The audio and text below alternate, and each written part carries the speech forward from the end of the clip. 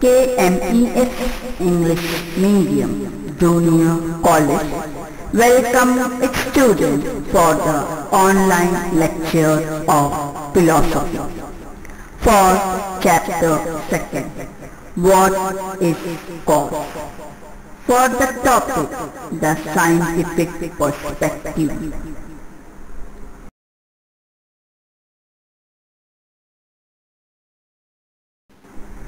Students, in the previous lecture, we have studied about the concept of cause, the notion of cause in Indian philosophy, the notion of cause in Western philosophy. Concept of cause. Curiosity is a beautiful gift human beings received from nature. Once the question raised, how can our reason be addressed if it finds the answer? With this search begins the journey of finding out the reason behind the nature of objects and the cause behind the event in nature. So this is called the search of cause, and it is related to the concept of cause. The notion of cause in Indian philosophy. Philosophy and culture keep influencing each other. In India, philosophy is related to the issue we face in our actual life. The study of Indian philosophy satisfies intellectually. They are basically concerned with life perspective, the goal of human life, which is explained by the concept of Kurukshetra. Indian tradition see material cause and efficient cause as the two main types of causes. The effect or the consequence emerge from the material cause. This creation requires motion, and the motion is known as efficient cause. Coming to the two main theories of causation founded by Indian philosophy is Satyakar-Vada and Asatyakar-Vada. The notion of philosophy in Western philosophy raised questions about reality, and this reality was known as cosmology. According to them, the basic elements of the universe are fundamentally dynamic in nature. They consider items of the four basic elements get motion from two forces, that is, attraction and repulsion. Coming to the next one, a Western philosopher, Aristotle. Aristotle has given the fourfold theories of causation, which classify cause into four types: material cause, formal cause, efficient cause, and final cause. After that comes the modern philosophy.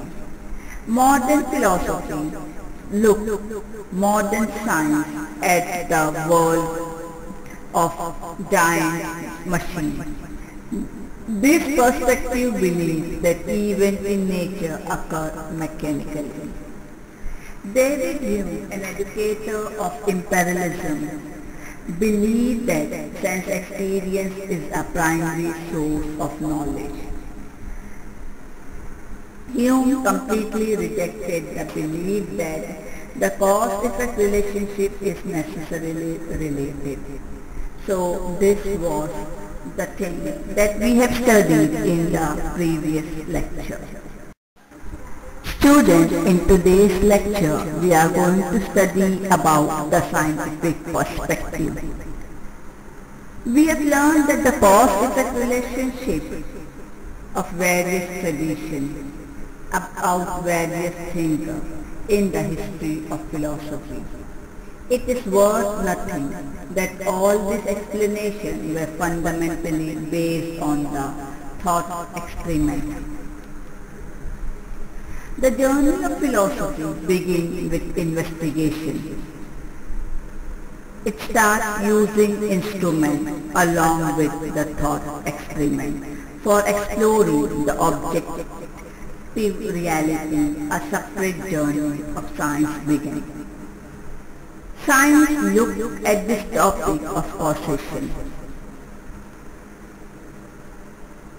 Science studies the law of nature. These are laws that are universal and valid for all time. How did man come to know all these laws? Human beings used observation and experimentation and understood the pattern in the result that they obtained through these. They found that there was a consistency in the observation made in similar circumstances. That is how a law was comprehended. A law is proved only when there are no observations contrary to it. For example, law of conservation of energy and matter. The important point in this process is that all these things with reference to objective reality. In the context of cause relationship, science can explain why something happens in a particular way only when it falls within the range of scientific law, that is within the range of objective reality. With the help of laws of science, one can explain why one cannot produce a ring from the air or why gold cannot be doubled just by sitting in one place. By the method of science, that is the method of knowing, the objective reality cannot explain everything that falls within the range of subjective and intersubjective reality. For example, many times, things in the field of art or subjective or intersubjective. They cannot be explained with the method of exploring the objective reality. A particular art object may be beautiful for someone and may not be so for someone else. The question whether the art object is actually beautiful or not is relevant in this context. When we look at the happening as an effect, the immediate question that comes to our mind is, what must be its cause? For example, when there are unseasonal rain, we ask, why did it rain? Suppose if it is explained that it rained due to low pressure system created somewhere far in the ocean, we would get the answer. We at least feel we have found the answer. The framework in which the earlier philosopher discussed the issue, whether the effect pre-exists or not in the cause, is not applicable to modern science. Modern science uses the terminology of probability while understanding something as the cause. Using the same terminology, it also answers the question whether the sun will rise tomorrow or not, which basically means will the earth rotate or not. Actually, in this particular instance, the probability is so high that instead of probability, it appears to be the matter of certainty.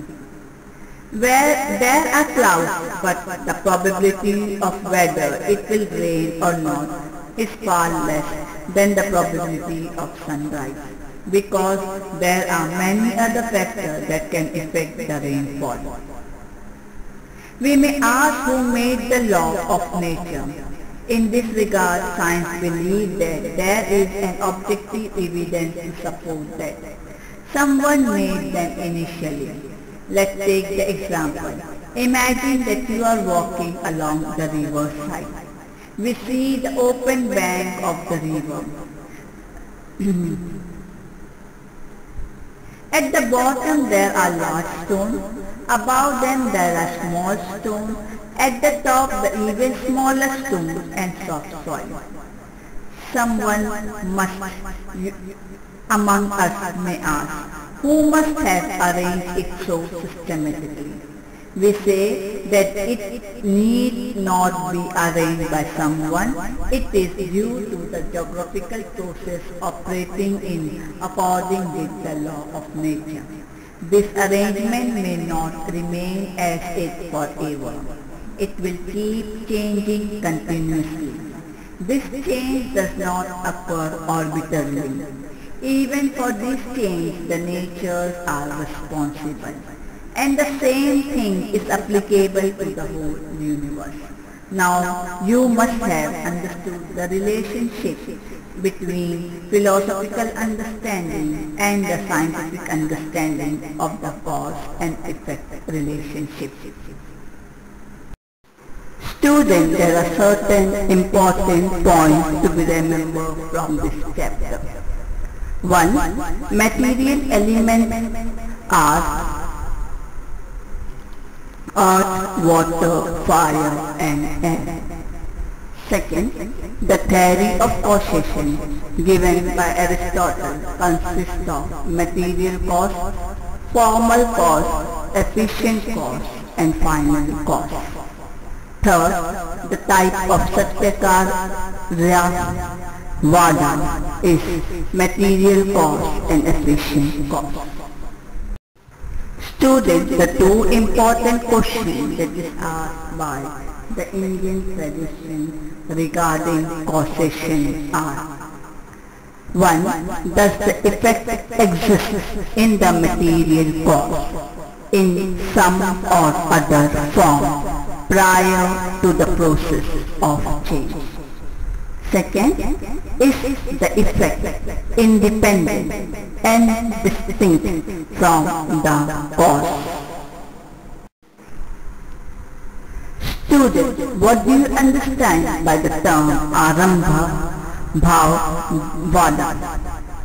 Arambha Bhav Vada is the existence of the effect get initiated with the process of creation. Secondly, Aristotle explained the idea of God in terms of unmoved mover. Third, if there was no relationship between potentiality and causality, then any effect can be produced from any material cause. So, these are some of the important points that has to be remembered from this chapter.